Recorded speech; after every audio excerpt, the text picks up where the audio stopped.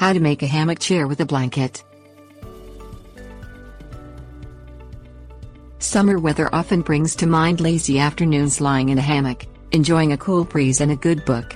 If you're short on yard space but still want to enjoy the charms of swinging in a hammock, create a hammock chair.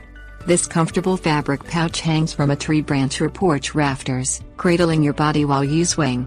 Use an old woven blanket as the base for a soft and comfortable summer seat.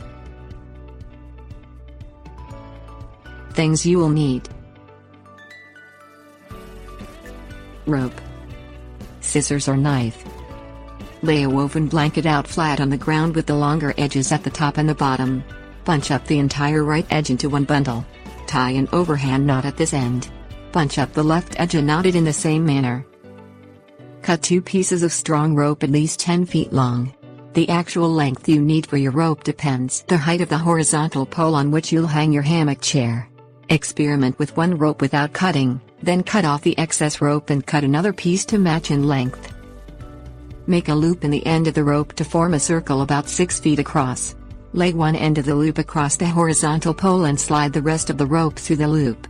This will encase the pole in the loop. Make a lark's head knot at the end of the loop by folding the loop back on itself, forming a slipping knot. Push the knot on one end of the blanket through the rope knot and pull sharply, tightening the knot. Hang the other rope about 3 feet away along the same pole. Make a lark's head knot at the end of that loop and tie it to the knot at the other end of the blanket. Tips: warnings. Most sheets are strong enough to use on this project, and make a cooler hammock chair.